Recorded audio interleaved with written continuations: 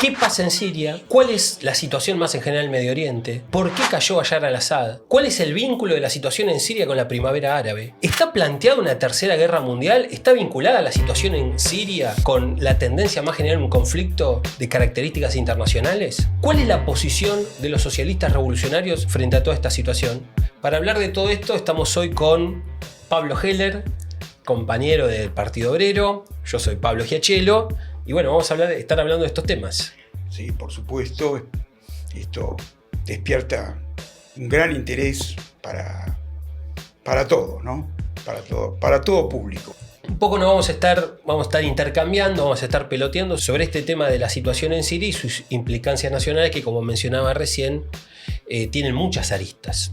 Para comenzar, importa un poco ubicar en el mapa dónde está Siria, ¿no? Parece algo bastante elemental, pero tiene su importancia. Si se puede poner el mapa, nosotros vamos a ver que efectivamente Siria está, en el corazón de Medio Oriente, ¿no? Uno ve cómo está muy cerquita de lo que es Israel, de lo que es el Líbano, de lo que es el territorio histórico palestino que está siendo ocupado por Israel, cerca de Irak, pegado a Turquía. Si uno aleja un poco el mapa, vamos a ver que efectivamente Irán también está cerca. Es decir, que todos los actores políticos y los estados que están interviniendo en Medio Oriente, están rodeando a Siria. Si uno tuviera más o menos que señalar qué lo que pasó, efectivamente tuvimos que, en el curso de 12 días, tuvimos la caída de Bashar al-Assad, que es un dictador, ¿no? Tenemos que señalar claramente que Bashar al-Assad es una dinastía muy sanguinaria. Antes de Bashar al-Assad, que fue quien cayó, tuvimos al padre de Bashar al-Assad. Casi durante 60 años estuvieron al frente del gobierno de Siria, llevando adelante una política profundamente represiva. Lo que ha sucedido es que en el curso apenas de 12 días, un grupo yihadista islámico llamado Hayat Tahrir al-Sham, HTS de aquí en adelante, liderado por Mohamed al-Jolami, liderando a otros grupos que, según la prensa occidental, llamados rebeldes. Ahí se podría poner acá ya el mapa para que vayan viendo los diferentes actores. Los diferentes actores y zonas de influencia que tenían dentro de Siria. Exactamente. Para ubicar a la audiencia, me parece. Exactamente, muy importante. Acá vemos, por ejemplo, que antes, durante el 26 de noviembre, antes de la caída de Bashar al-Assad, lo que vemos en rojo va a ser el territorio que va a estar bajo control del Estado sirio, ¿no? Y bajo el liderazgo de Bashar al-Assad.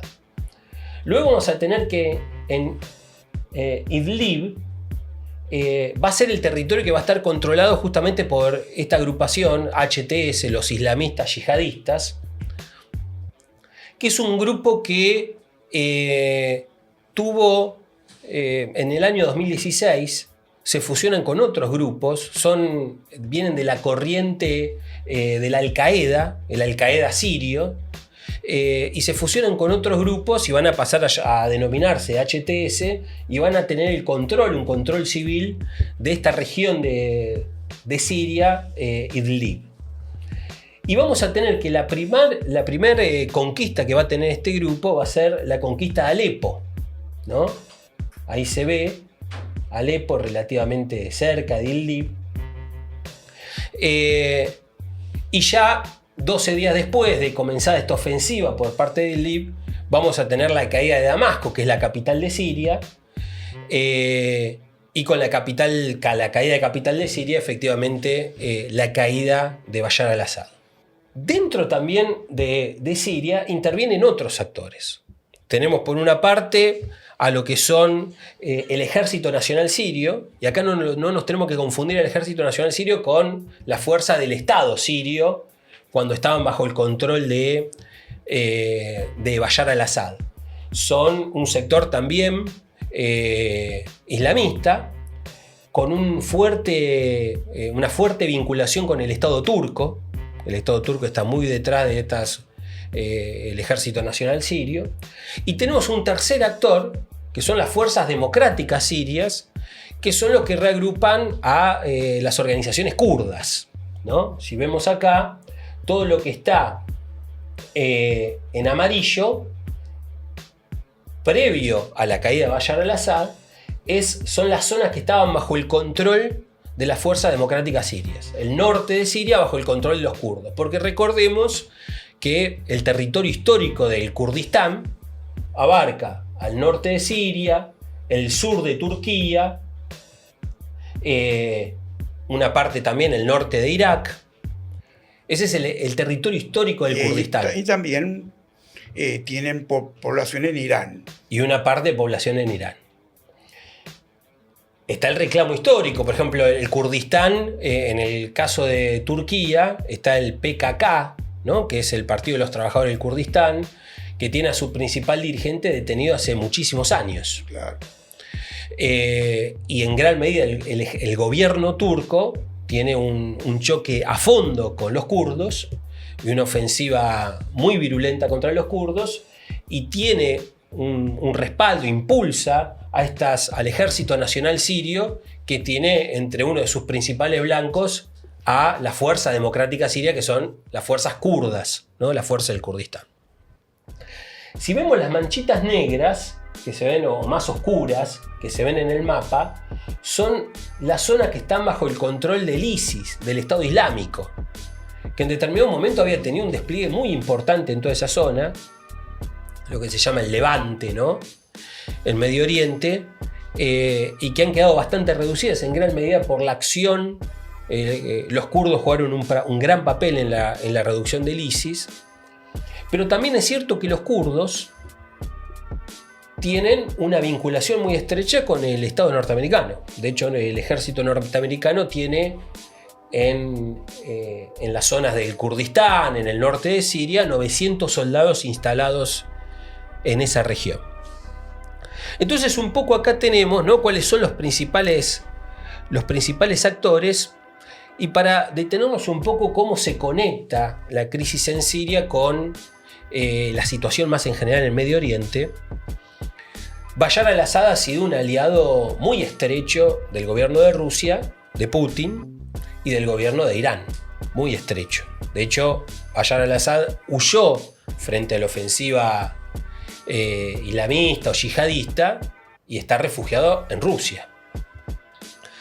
Luego, ahora en un rato, Pablo nos va a desarrollar cuál es la vinculación de todo este conflicto con la primavera árabe, pero jugó un papel fundamental el Estado ruso en su momento frente a un proceso de rebelión que se desató con la primavera árabe en el sostenimiento del gobierno de Bashar al-Assad.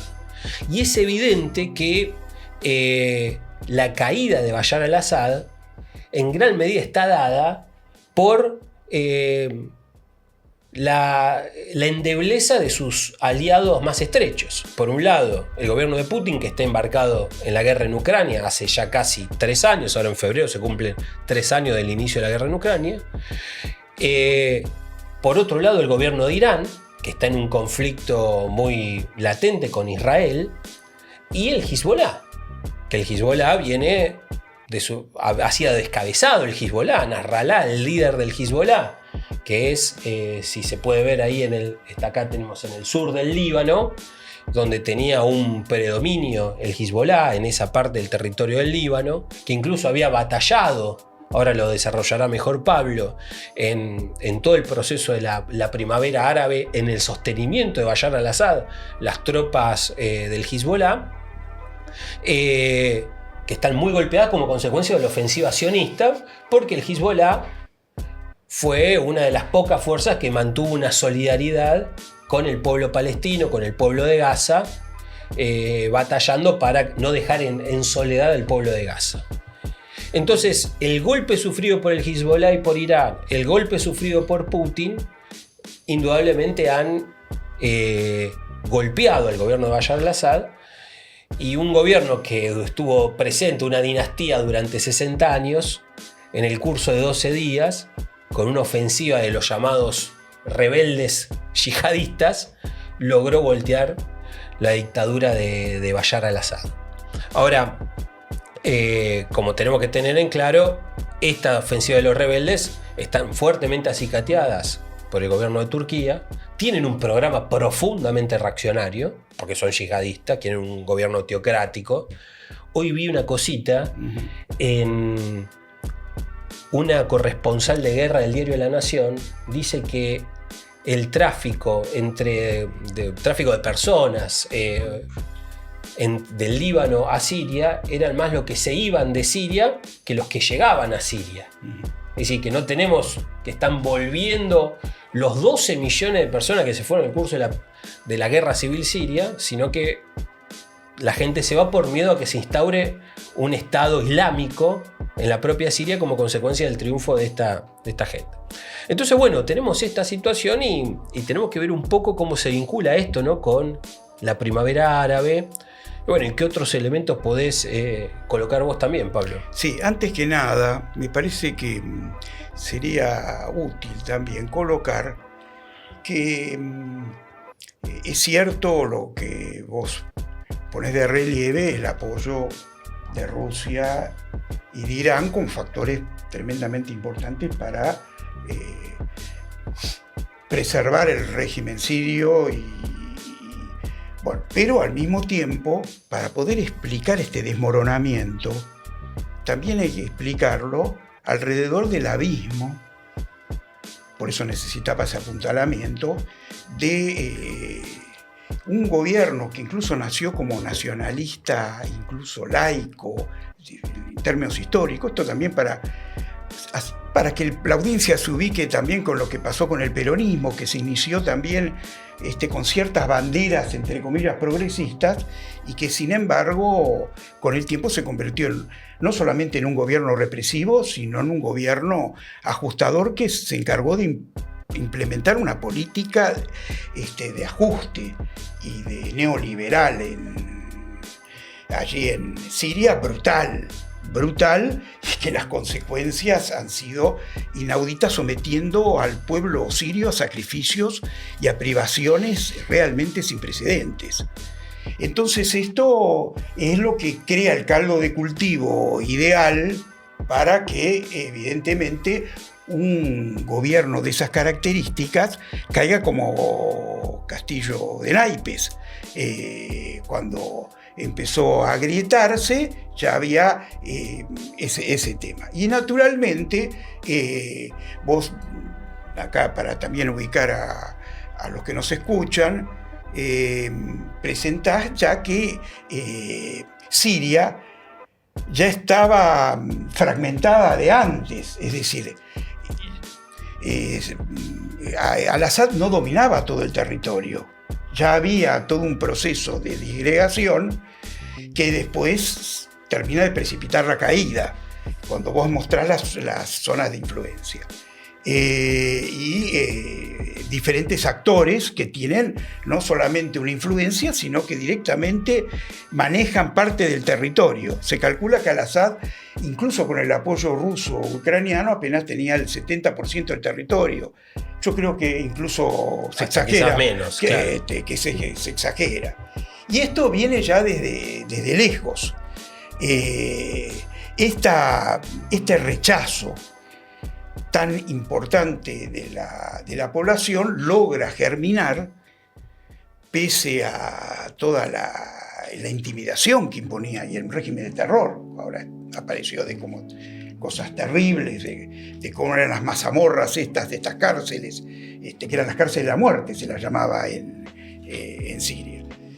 Y a pesar de todo esto, ahí hacía falta también un cierto aliento que tenía que venir desde el exterior. Y es el que vino cuando tenemos una explosión prácticamente sin antecedentes en Medio Oriente y en el norte de África, que es lo que se conoce con el nombre de la primavera árabe, que nació anecdóticamente, así como se dice, en Túnez, con la inmolación en una situación desesperante, un comerciante que se grabó en las retinas del pueblo tunecino y provocó, fue la gota que rebalsó el vaso, la chispa que hacía falta, y desencadenó una de las movilizaciones más importantes y grandiosas, en las cuales se une, por supuesto, también el rechazo a un régimen en los cuales se plantea, y acá también interviene mucho la juventud, pero también los explotados. En el caso de Túnez hay también una intervención bastante importante del movimiento obrero. Del movimiento obrero. Es un movimiento de características generales. Y esa explosión después provoca una reacción en cadena en países vecinos. El más importante de todos es el de Egipto. Para que se tenga una idea, se calcula que la revolución, por esto provocó directamente no simplemente lo que se dice protestas, se terminó convirtiendo en un levantamiento popular, y se señala de que probablemente la gente en la calle que había en Egipto no tiene antecedentes en ninguna otra revolución. Se habla de la marcha más grande de la historia. La marcha la más grande de la historia. Con lo cual, y eso después se traslada a otros, de los cuales estaba Yemen, Libia, caen dictadores que tenían 40, 50 años, y se une también a reclamos sociales. Es decir, es una mezcla de reivindicaciones políticas que después se concentran democráticas y algo que empieza a estar planteado en muchos lugares del mundo. En este caso se cantaba que fuera, acá me van a permitir una licencia, los Milei de Egipto, que se fueran de los Milei de Libia, etcétera, etcétera. Y de Siria. Y eso llegó a Siria. Y en Siria, por supuesto, este gobierno mucho tiempo empezó a dar lugar a un verdadero levantamiento, no simplemente a protestas. Habría que después, si podemos volver al mapa,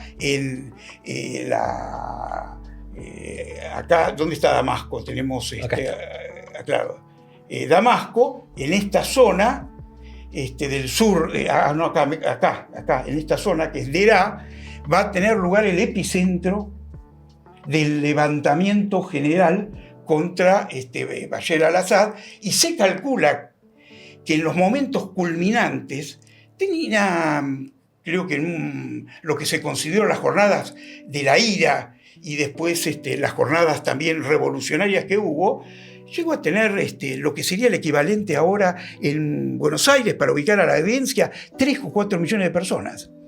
Porque fueron 100.000 de poblaciones no tan grandes, en donde prácticamente tenías una pueblada, tenías a toda la gente, a todo el pueblo en la calle. Y ahí, a pesar de que hay diferencias religiosas, sectarias, de etnias o lo que sea, sin embargo, se rompieron esas barreras, y lo que primaba era una lucha general, porque se mezcló también con una crisis espantosa, porque hubo la peor sequía que se conoce en la historia en Siria, que prácticamente provocó un hambre generalizado, y el hecho del éxodo que se conoce campesino y el desplazamiento de los campesinos hacia el centro de las ciudades más importantes por la situación dramática que se vivía. Todo eso fue un cóctel explosivo. Y a lo cual también se incorporó la juventud. Este proceso, inicialmente, el papel que jugaban los actores que vos nombraste, sobre todo los yihadistas, era secundario. Lo principal fue un levantamiento que incluso tenía un componente laico. La influencia del integrismo religioso era relativamente marginal, y el pueblo movilizado, sin embargo, no tuvo que enfrentar una situación de represión, pero más que la represión, también se vio limitado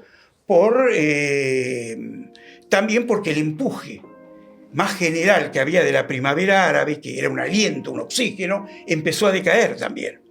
Entonces hubo lo que fue inicialmente un levantamiento popular, fue creándose el caldo de cultivo para que puedan empezar a meter la cuña toda una serie de sectores religiosos integristas, entre ellos los yihadistas, que empezaron a ganar posiciones. Y por supuesto, al caballo de ello también facilitó la manipulación por parte de los grandes actores internacionales, entre ellos, por supuesto, por un lado, para defender a Al-Assad por parte de Rusia y Irán, por un lado, y por el lado de las fuerzas rebeldes, para poner un nombre que no se las llama rebelde, pero hace muy poco las llamaban terroristas, ¿no? Lógico. Las llamaban terroristas, y ahí empezó a entrar más a fondo otros actores regionales como Turquía, Arabia Saudita, y al mismo tiempo también Estados Unidos, y esas fuerzas también fueron un terreno favorable para que sean tuteladas, colonizadas por estos grandes actores principales y se pasen a convertir en peones de la política general. Y eso a su vez trajo que ese levantamiento se empiece a distorsionar, se empiece a deteriorar, y que por lo tanto se desnaturalice lo que fue el levantamiento original, que coincide con la clausura del periodo de la primavera.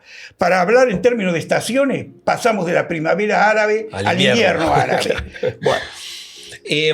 Claro, pero a ver, sobre este tema, porque nosotros finalmente lo que comenzó como una rebelión popular se transformó en una guerra civil, y en gran medida una guerra por procuración al interior de un país, donde las distintas potencias del mundo era como una guerra mundial en chiquitito en un solo país, donde intervenían potencias acicateando a distintos grupos para la disputa del poder en Siria. Realmente es interesante porque anticipa en gran medida lo que fue el proceso de la guerra civil en Siria, anticipa lo que ahora tenemos a una escala muchísimo más grande. Entonces nosotros tenemos, retomando este problema de la injerencia de las potencias, efectivamente, ¿qué potencias tenemos interviniendo?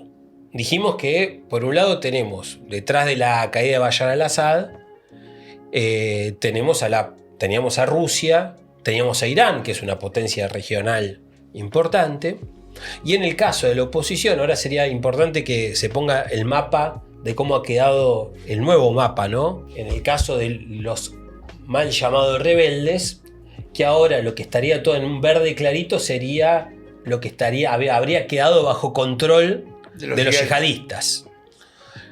Si uno dice, bueno, ¿cuáles son las fuerzas que están detrás de los yihadistas, o las potencias que están detrás de los yihadistas?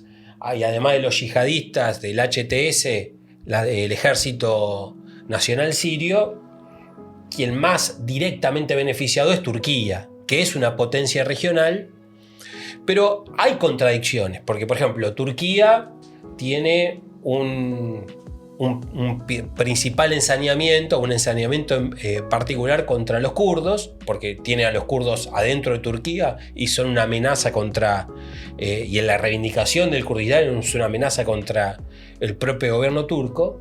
Pero en ese punto, y tengamos en cuenta que Turquía está dentro de la OTAN, es una potencia de la OTAN, una potencia militar importante, es Turquía dentro de la OTAN. Ahora, en ese punto, Turquía está en un choque con Estados Unidos, en el punto sobre el norte de Siria, porque Estados Unidos está bancando a las fuerzas democráticas sirias, que son los kurdos.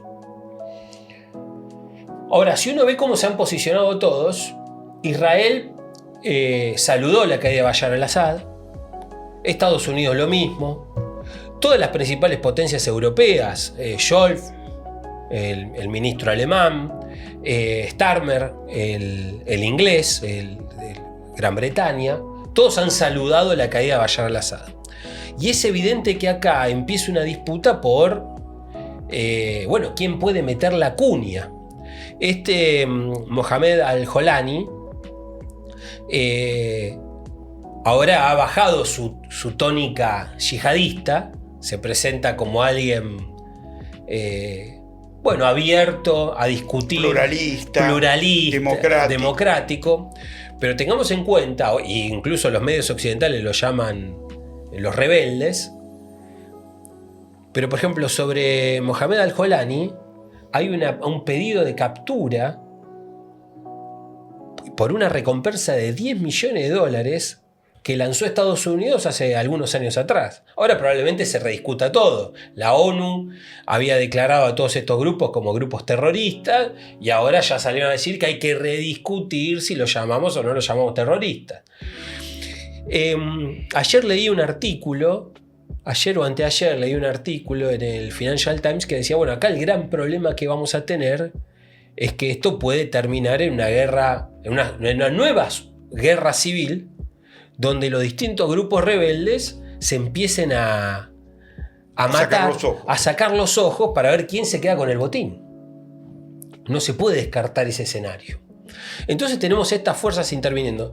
Recordemos, por ejemplo, Estados Unidos en el curso, luego de la caída de Bashar al-Assad, desde el domingo pasado, hizo una cantidad de bombardeos donde están instalados, donde está en grises, donde estaban los del ISIS. Hizo una cantidad de bombardeos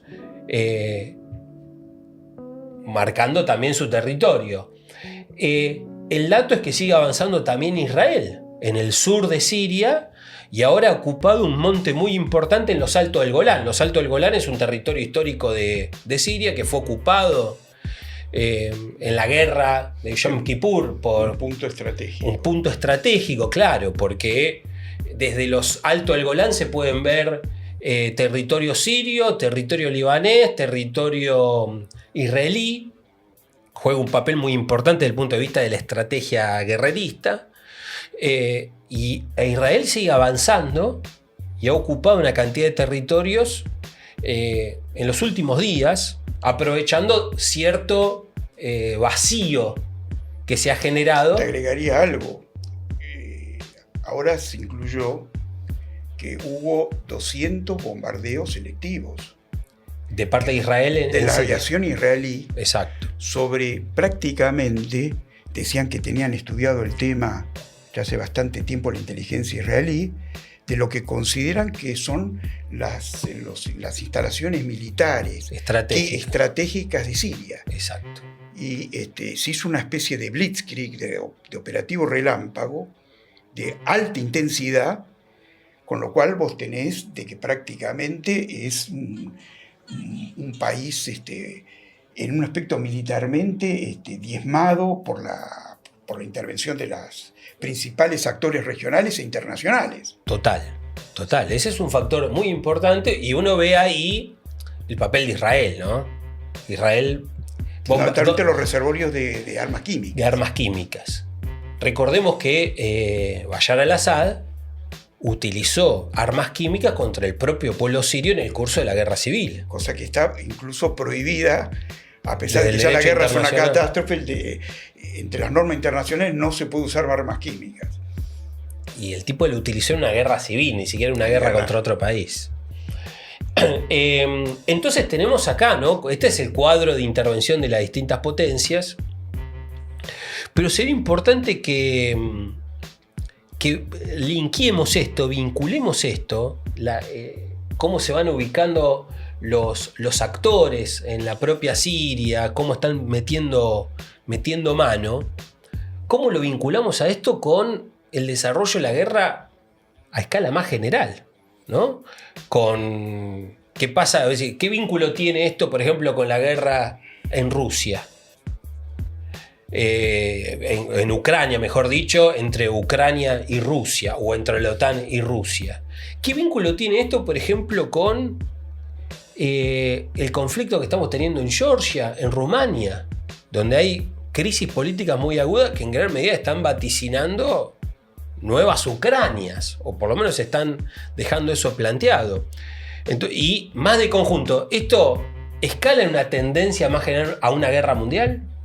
Sería importante si nos metemos en todo eso. Mira, acá lo importante es que no se puede entender lo de Siria como un conflicto aislado, ni siquiera a pesar de que geográficamente es regional, sino, pero más allá de eso tiene un alcance internacional. Se inscribe en una tendencia que tenemos a lo que se está planteando hacia una conflagración, un choque de características mundiales, y que va teniendo diferentes eslabones, diferentes procesos.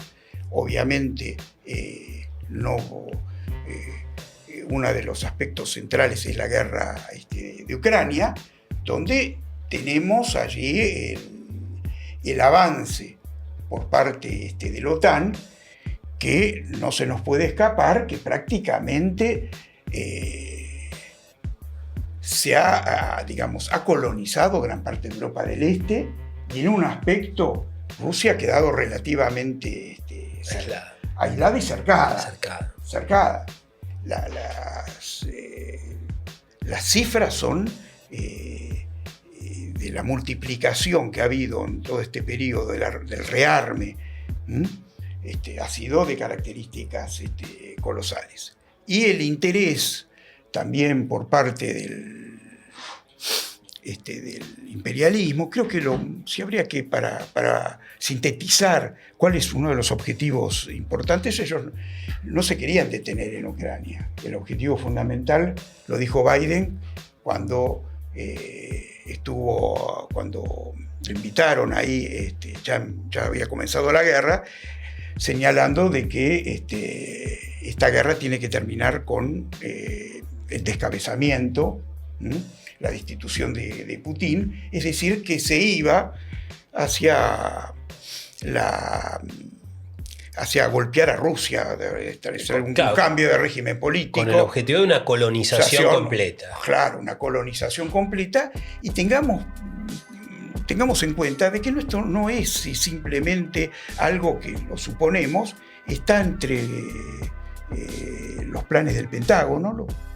Cualquiera después, en algún momento, si tienen interés, después se comunican con nosotros, le podemos dar a los que tengan más interés profundizar, y que incluso por extensión dentro de esos planes del Pentágono está China.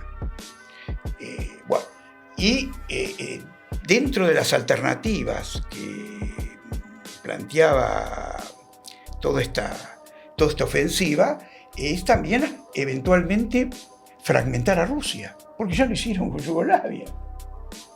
Yugoslavia, que abarcaba todo un conglomerado, universo de naciones que incluso convivían relativamente bien, después se fomentaron todos los conflictos nacionales, las rivalidades nacionales, los choques, para después producir la catástrofe en Kosovo, ¿no? Lógico, en Kosovo. Que era como un Gaza de mientras Europa. tanto, esa fragmentación también la están haciendo. También, o en lo que hoy es el radio de influencia que todavía conserva Moscú dentro como potencia más regional en este momento, que están todos los alrededores, de que habría que colocarse un poquito más arriba, pero que son los que limitan con Medio Oriente. Y Medio Oriente, para ubicarlo, tiene un lugar estratégico, y lo tuvo en la historia de la humanidad, porque es el corredor de pasaje entre Asia y Europa.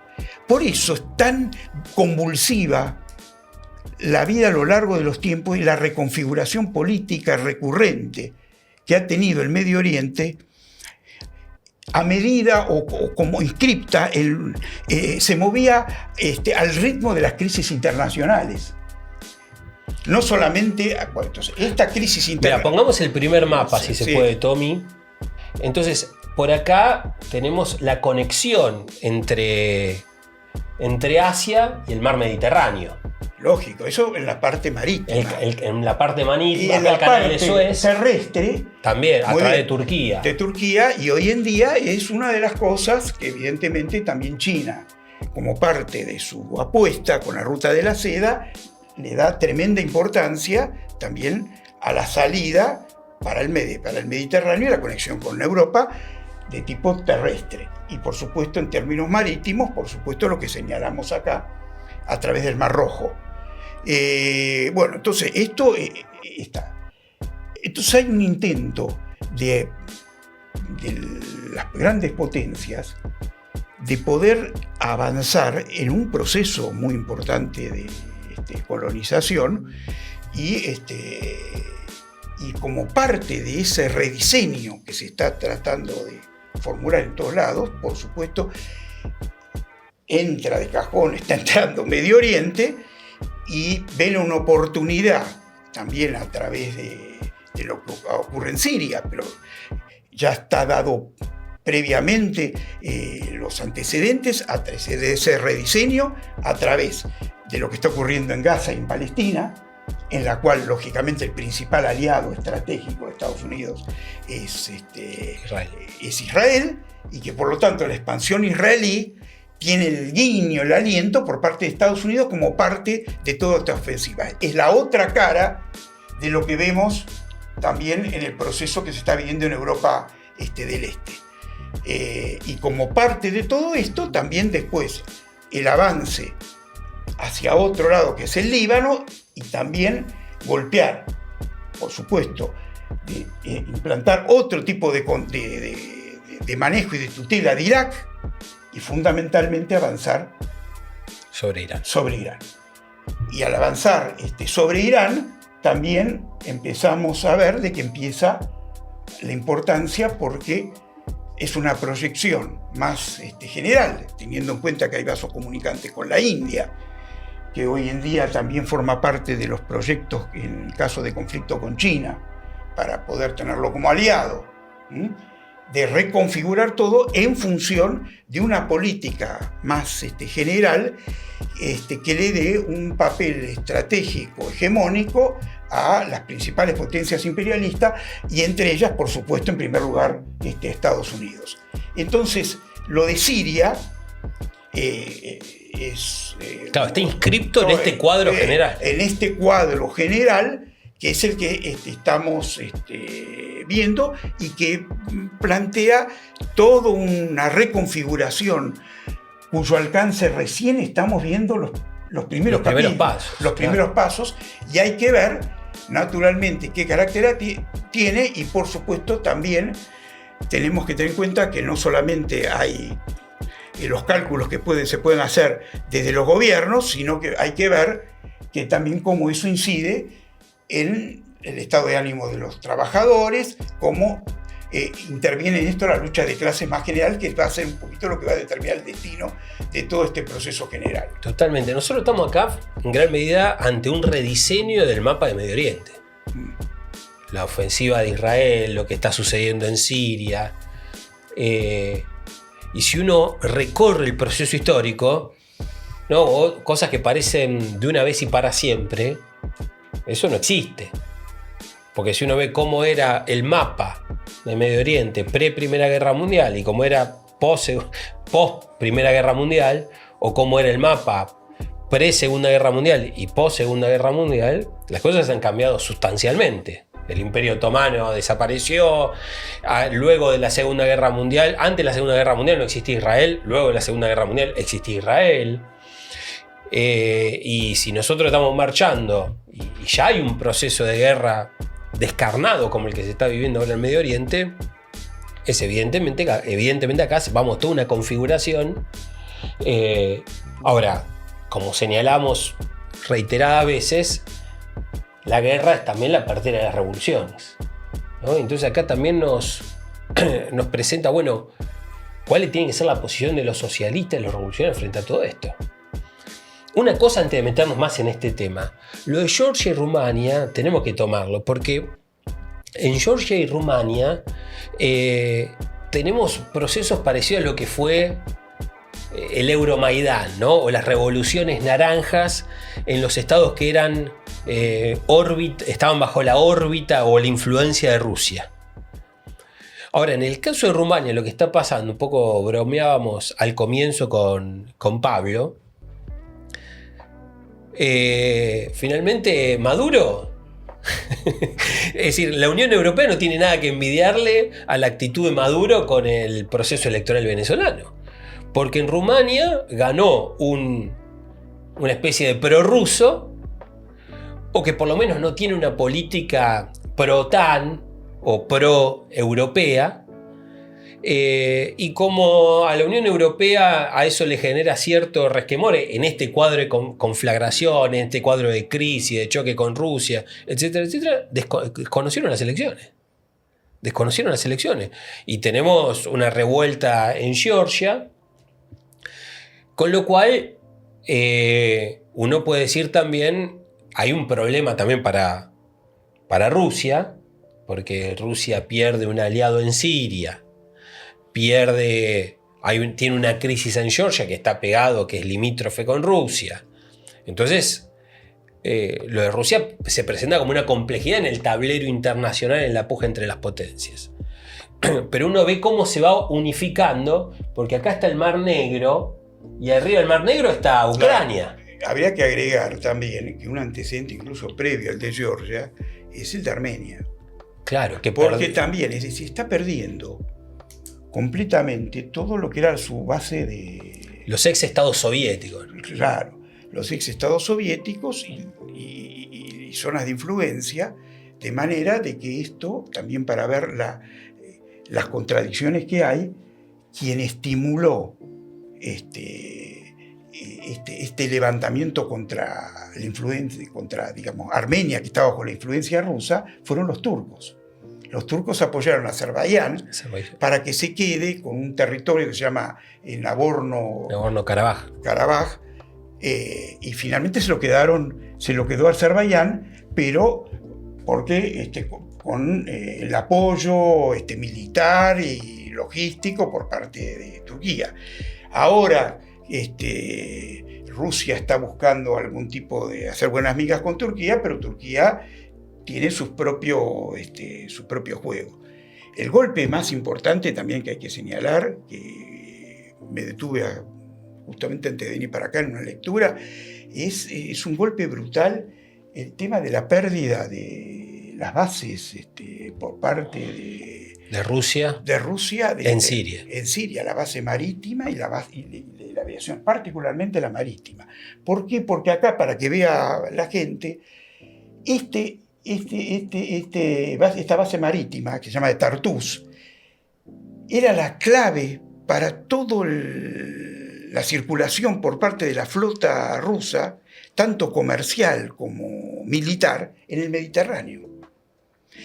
Sobre esta base, Rusia controlaba todo lo que ella tiene en su vínculo con Libia, con el norte de África y en general con todo el proceso más general, también a través del Mar Rojo, de influencia en África. De manera que... Recordemos que Rusia tiene una venta de armamento, un negocio de armamento muy importante con numerosos países africanos. No solamente armamento, sino que hay el famoso, que después falleció, ¿cómo se llamaba? Wagner. Las tropas de Wagner, mercenarias, que eso también está mostrando los límites de Putin. No podía peleaba con ejército ajeno. Tenía que conspirar con ejército ajeno. No podía recurrir a su propia población. Y eso muestra también que no era una bandera de liberación nacional, sino que también una política también de pillaje y de ocupación, también con un apetito de tipo proimperialista, y había tropas mercenarias que alquilaba a diferentes regímenes árabes. Todo eso se hacía a través de Tartus. Dicen que ahora, para ver la situación de característica desesperante, hay una caravana de naves instaladas a 8 kilómetros para ir retirando el material que tienen instalado en Tartus, porque la situación es tremendamente incierta. Y naturalmente hay que tener presente que probablemente sea utilizado como factor de extorsión también para Ucrania. Ahora que Trump habla de negociaciones, si de alguna forma habría una negociación, es una prenda para que llegara a algún tipo de compromiso, que por supuesto no va a tener nada que ver con los intereses populares, sino que va a ser un acuerdo de gángsters. Claro, un acuerdo de gángsters, una paz imperialista. Una paz imperialista, y por supuesto el pato de la boda, en primer lugar va a ser el pueblo ucraniano, se van a repartir el botín, y por supuesto los demás pueblos que han sido convertidos en carne de cañón de esta guerra, ¿no? Estos intereses. Ahora bien, ¿cuál es la posición de los socialistas, de los revolucionarios frente a todo esto? El tema es clave, porque para no transformarnos no meramente en comentaristas, sino que nosotros pretendemos intervenir en la situación, naturalmente desde el lugar que nos toca, pero es interesante la posición porque si nosotros no tenemos una mirada global del proceso, los socialistas, los revolucionarios, en gran medida abandonando una posición socialista y revolucionaria, pueden tener una posición completamente equivocada y sumarse a alguno de los bandos en pugna. Si nosotros vemos la realidad en fetas, y entonces festejamos la caída de Bashar al-Assad. Naturalmente la caída de Bashar al-Assad, para gran parte del pueblo sirio, para una mayoría del pueblo sirio, es una alegría. Bueno, porque finalmente cae un dictador de 60 años. Pero si vamos de Guatemala a Guatepeor, tampoco puede ser tan alegría, porque finalmente los que están acomodándose para ascender al poder y para detentar la rienda del poder político en Siria es un sector profundamente reaccionario, que son yihadistas y que tienen vínculos, vasos comunicantes con las distintas potencias imperialistas del mundo. Con lo cual, el problema de una posición independiente frente a todo esto es fundamental. Vale para el caso de Ucrania, vale para este conflicto en Siria. Naturalmente hay que diferenciar, por ejemplo, lo que es la cuestión del pueblo palestino, ¿no? Donde nuestro posicionamiento tiene que ser claramente en defensa del pueblo palestino, que está siendo asediado, acribillado, masacrado por la actitud cobarde y gangsteril del Estado sionista, del Estado de Israel. Pero acá vale defender, ¿no?, el derrotismo revolucionario, porque si uno empieza a atar todos los cabos, es evidente que acá lo que está en puja no son conflictos aislados, conflictos parcializados, sino que son los intereses de las grandes potencias capitalistas, imperialistas, que se están disputando el control del globo, y que es lo que va pavimentando el camino para una conflagración mundial al estilo Primera o Segunda Guerra Mundial.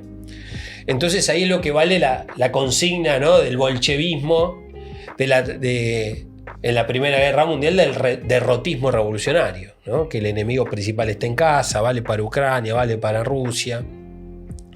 Y el planteo de la necesidad de una estructuración independiente de los trabajadores, la lucha por una estructuración independiente de los trabajadores, y con las organizaciones con las que coincidimos en esta mirada, atendiendo que hay muchas organizaciones que se reclaman de izquierda y socialista que no coinciden en esta mirada, y por lo tanto la tenemos apoyando a bandos pro-OTAN o cosas por el estilo, como es en el caso de Ucrania. Con las organizaciones con las que sí coincidimos, hemos avanzado en declaraciones comunes. Estaría bueno si vos podés profundizar un poco al respecto con qué organizaciones el Partido Obrero ha avanzado en una política de colaboración internacionalista, socialista y revolucionaria. Sí, quería, antes de pasar ese punto,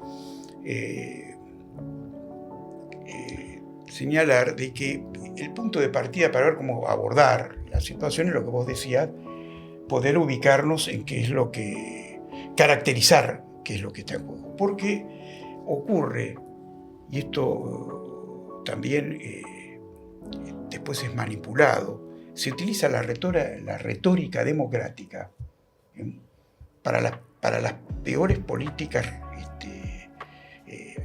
reaccionarias.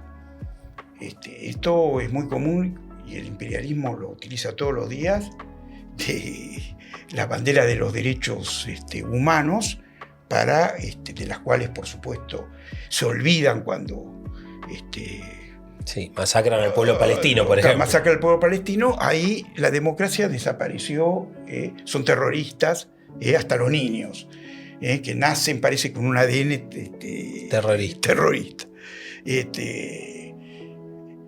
Pero, por supuesto, lo que vos decías, mirá la ironía, para mostrar el uso del lenguaje y cómo lo utilizan los medios de comunicación, que Los yihadistas hasta hace muy poco no se los llamaba rebeldes, se los llamaba terroristas. Ahora, recordemos también lo que también pasó con las Torres Gemelas, ¿no? Con, ¿cómo se llama? Bin Laden. Con Bin Laden. Bin Laden era un patriota que venía a estar luchando codo a codo con Occidente contra los talibanes. Y después pasó a ser el Frankenstein. Bueno, ese tema evidentemente lo tenemos y no nos tenemos que dejar confundir. Por supuesto, no se nos escapa y debe ser denunciado, condenado el régimen de Al-Assad, y al mismo tiempo es concluyente de que si alguien tiene una ilusión de que Rusia, Irán, los BRICS son el campo progresista de transformación social, el hecho, después de, más ahora con todo lo que se conoce, del apoyo a la dinastía de los Assad, demuestra de que ahí no hay ningún campo progresista posible. Posible, o sea, que esto, muy bien, el alcance que tiene todo esto. Bueno, pero entonces tenemos también que quien canaliza, y este es uno de los también que muestra los límites de la situación y lo que ha pasado, que yo decía en el pasado, de que toda esta guerra civil desnaturalizó, y no es que ha emergido de todo este proceso una organización independiente, sino que fue caldo de cultivo para que todas estas organizaciones yihadistas florezcan, y evidentemente está el problema de que estas organizaciones son reaccionarias, como vos decías, en punto de vista ideológico, por su programa, porque quieren poner un régimen de carácter teocrático, oscurantista, por más que están tratando de hacer buena letra ahora, pero son variantes atenuadas del Estado Islámico. Es una diferencia de grado entre el Estado Islámico y los líderes actuales. Recordemos que los del Estado Islámico eran los que decapitaban gente y lo transmitían en vivo. Sí, lógico. Con una política profundamente reaccionaria, ¿no? La idea de ellos de establecer el califato. El califato. Un califato es un retroceso, lo que sea. Pero al mismo tiempo tenemos que ver que estas fuerzas no solamente tenemos que ver por este lado, sino que también los primeros pasos que han dado. Ya han dado señales muy claras desde el comienzo de que quieren tener las mejores relaciones con todos los países del mundo, salvo con Irán y con Irán y Rusia.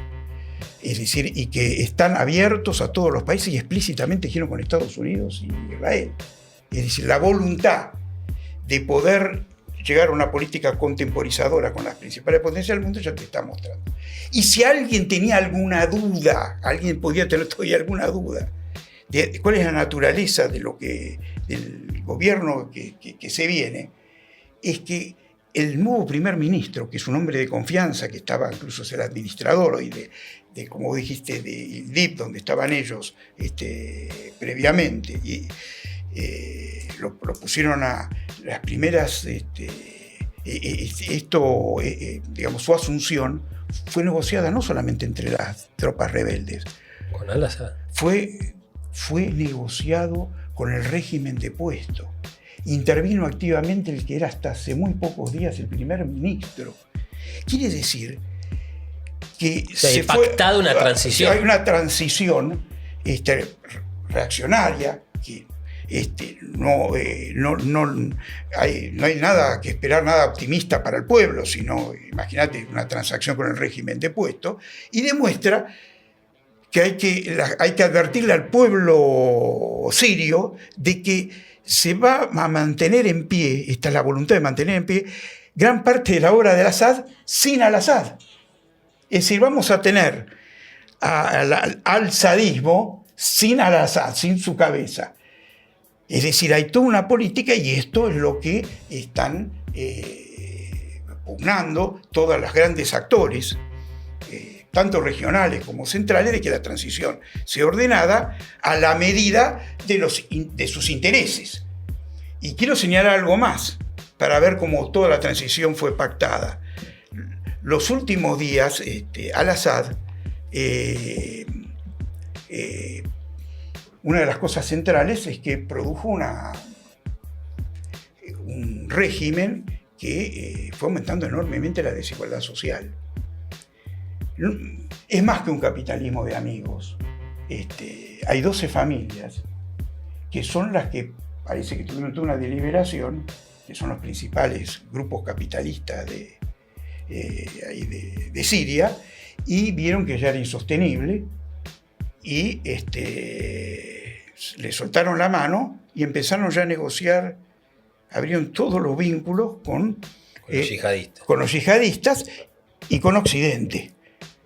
De manera que acá no vamos a un régimen que va a tener en cuenta el interés popular, sino que va a privilegiar los intereses que son los que hasta ahora venían siendo primando y cuyo representante era al-Assad. Por supuesto, esto no tiene que llamar la atención porque lo hemos tenido también en nuestro país, ¿o no? Que lo mismo que son los que sostuvieron la dictadura militar, después se cambiaron la ropa, ¿o no? Sí, se hicieron nacionales y populares bajo los Kirchner. Bajo los Kirchner y democráticos. Y defensores de los derechos humanos. Defensores de derechos humanos. Entonces eso no nos debería sorprender, ni es algo que debería sorprender a alguien que nos está escuchando, sino que estamos simplemente recogiendo lo que ya estamos acostumbrados en general. Y yendo entonces también al reagrupamiento, dos cosas que quería decir. Se ve ya la crisis brutal que existe y lo tenemos que colocar acá, y que la audiencia también, todos los que nos escuchan, también es una forma de reflexionar sobre el tema, la crisis de la izquierda, porque la izquierda ha saludado, considerando que esto es un levantamiento, una revolución, un levantamiento popular. Por supuesto, lo edulcoran diciendo ya sabemos lo que son los yihadistas, pero más allá de ello es una revolución igual, cuando esto digamos, todo un proceso porque no puedes independizarlo de la dirección y de la orientación que tiene, un proceso que se está desenvolviendo de rediseño en general de Siria en términos reaccionarios, proimperialistas, y en las cuales los actores locales se están prestando en función de eso.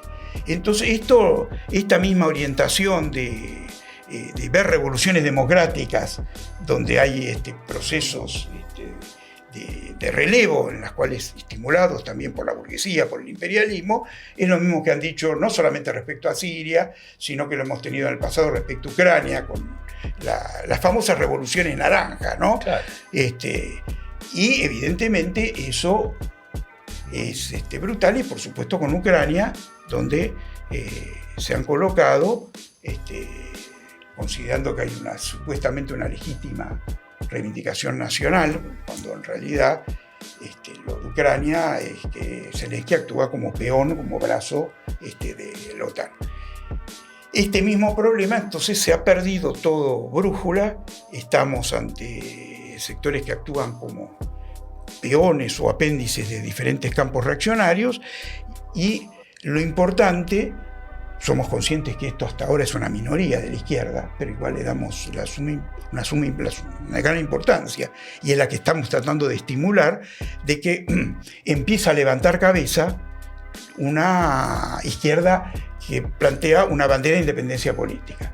O sea, que rechazar el alineamiento con cualquiera de estos campos reaccionarios. Campos reaccionarios que forman parte de campos que se están insinuando, aunque no totalmente con una configuración total, puede haber realineamientos, giros o lo que sea, todavía vamos a ver, pero de una guerra internacional que va insinuando campos que por ahora se demuestran de características reaccionarias.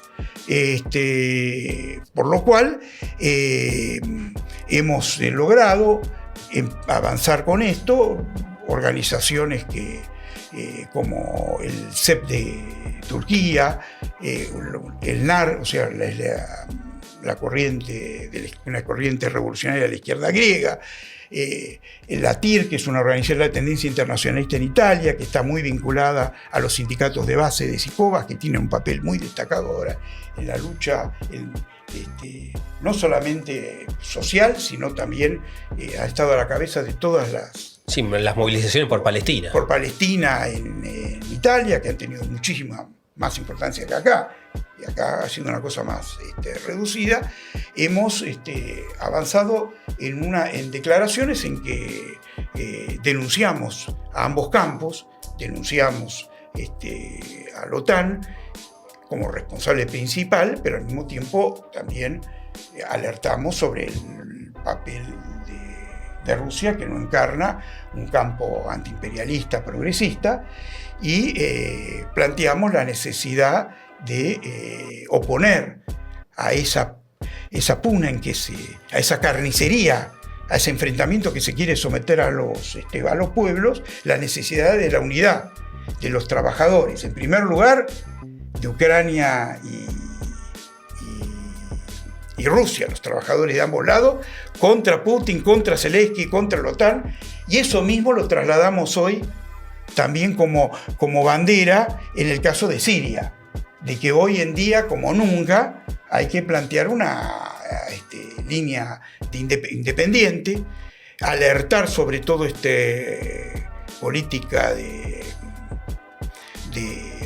tentativa de armar una salida reaccionaria para Siria con una retórica falsamente democrática, y empezar a que los trabajadores vuelvan a retomar un camino que hay que darle toda la importancia, porque es cierto que vino el invierno, pero después vuelve la primavera. Y después, en un momento determinado, después del invierno, vuelven las nuevas estaciones. Es decir, nada es para siempre. Para siempre, de manera de que el futuro está ligado a retomar el camino de las grandes rebeliones independientes que se abrieron camino, y por supuesto no es simplemente una tarea en Siria, sino que está planteada a escala regional, y ese es el mejor terreno también para infligirle un golpe decisivo, y ahí sí, porque no va a estar en manos de los regímenes árabes reaccionarios todo esto, al sionismo y al Estado de Israel y al imperialismo. Muy bien. Bueno, creo que con esto estamos cerrando ya, Pablo, porque estamos pasado con el tiempo, estamos en una horita cumpliendo, pero bueno, hemos sido abarcativos. Lógico. Así que aquellos una que cosa tan densa, ¿no? Claro. La gente... Bueno, sigan a Prensa Obrera, suscríbanse, activen la campanita y nos estamos viendo.